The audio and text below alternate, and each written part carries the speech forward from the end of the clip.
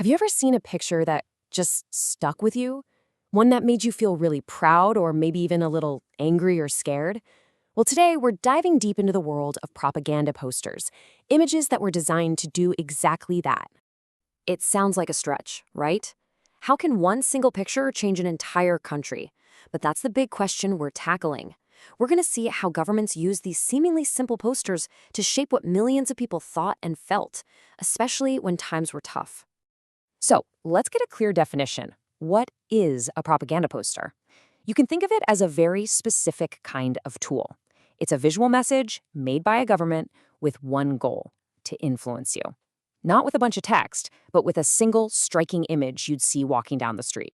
All right, here's our game plan. We're going to break down the persuasion toolkit these artists used, then we'll look at the specific missions these posters had, and finally, we'll see how all of this is still super relevant today.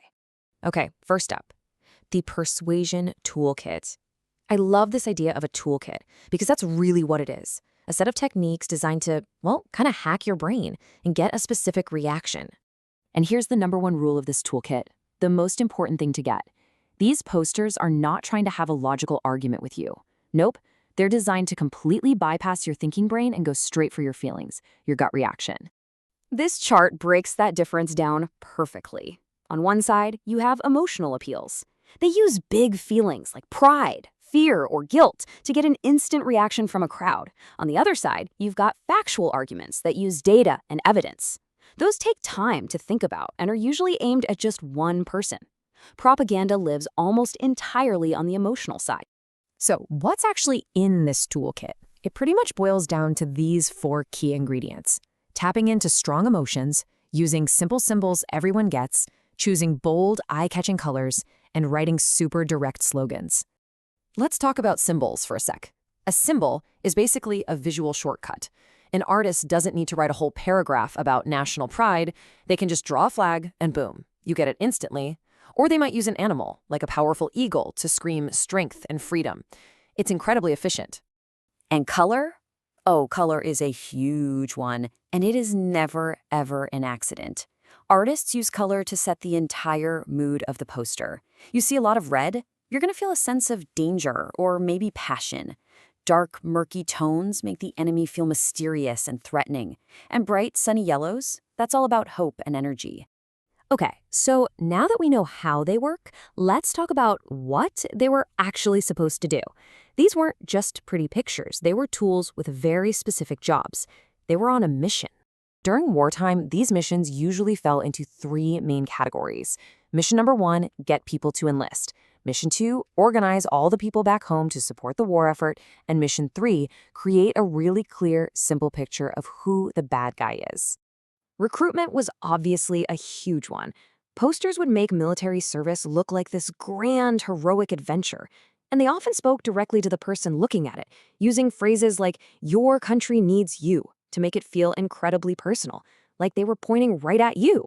But wars can't be won by soldiers alone, so a ton of posters were aimed at the home front.